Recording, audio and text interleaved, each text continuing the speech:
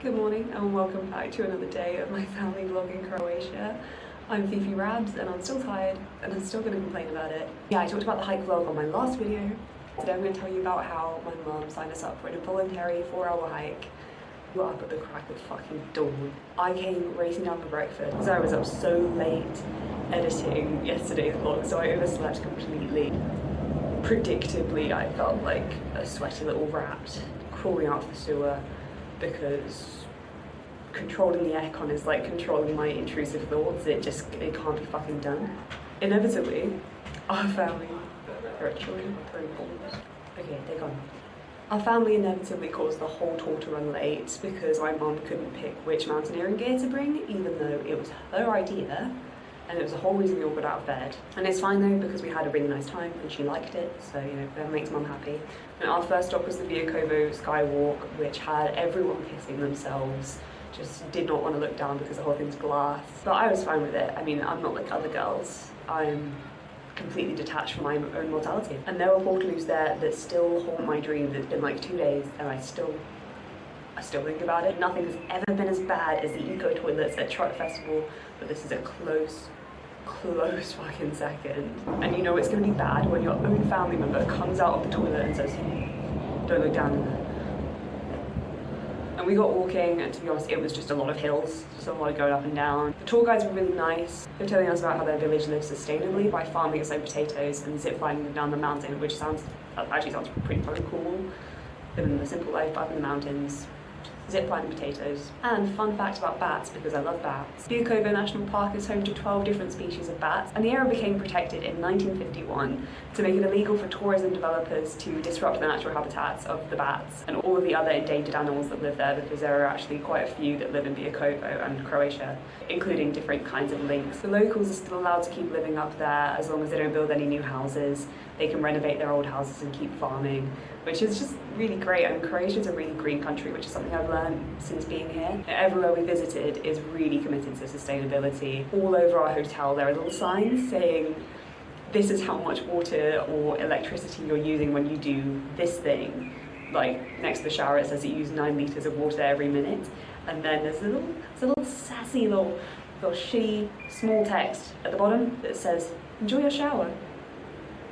And if we ran England on guilt, we'd be as green as Croatia. And after about 2.5 hours, we finally get to the peak of the mountain that we were heading to. I'm not sure which one it was, but it definitely wasn't the highest one because I think I would have died. It was bad.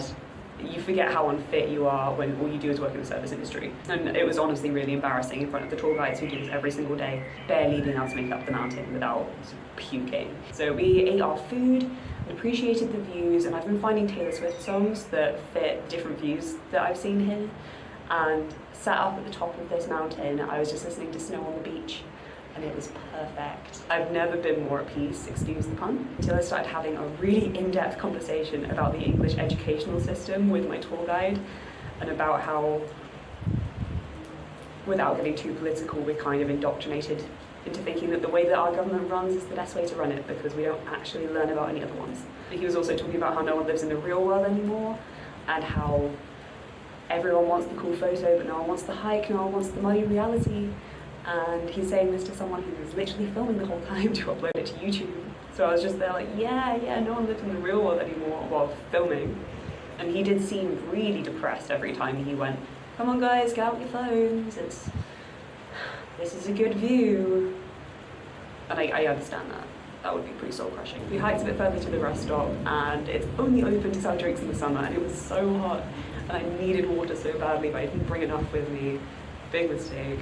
And oh my god, it started raining, so I need to wrap this up quickly. Yeah, we just sat at the rest stop, eating our food, and took in the bird's eye view of Split and the Casca, and the water was just such an insane shade of blue. There's just nothing like it. No, I've never seen anything like it. We make it back to the coach and I'm pretty much dead at this point, and the bus driver pulls out a bunch of alcohol, just like shot glasses of this hazelnut liquor that the company makes to provide like a green local alternative to the liquor that would otherwise be imported, which was actually really tasty, so I did a shot of that. He also pulled out these traditional Croatian pastries and I couldn't eat them. and he seemed really offended because all my family were eating them. And I just had to be like, I can't eat it, I'm so sorry, I'm so sorry, because they looked really tasty. But if I already felt bad then from the hiking, I would have felt so much worse after eating it. And we finally got back on the bus. I'm not so pissed off anymore that I had to wake up so early, but there was no signal on the bus journey home. And the only show that I had downloaded was a show called Unstable, and I could make an entire fucking rant video about how bad this show is, about what a waste of time. I mean, I'm gonna finish it because I've already committed time to it. It's played by Rob Lowe from Parks and Rec, and his co-star is Sean Clifford from Fleabag. And they're both acting their fucking asses off trying to make this script work, but it just doesn't. It doesn't work. Like, it's got a lot of potential, but I can't stand it. Everyone else who's acting in it is, they look in pain. They look embarrassed to be involved, and I don't blame them. And there's no plot. I have no idea where this show is going. I'm on like episode 5 of 8. I don't see an end in sight. But I will not say that I wasted my time watching the first couple of episodes of something and then never finished it. I'm no quitter. Shit. Anyway, so our journey ends. My suffering is over and we are finally back at the hotel, where I sit crying and desperately trying to export the last 30 seconds of my last video from DaVinci into Canva and having it fail repeatedly until very fucking late last night. Thanks for sticking around. Don't watch Unstable unless you want to become unstable. And good night or good morning, depending on when I get to publish this. I've been Fifi Rabs. I'll see you tomorrow.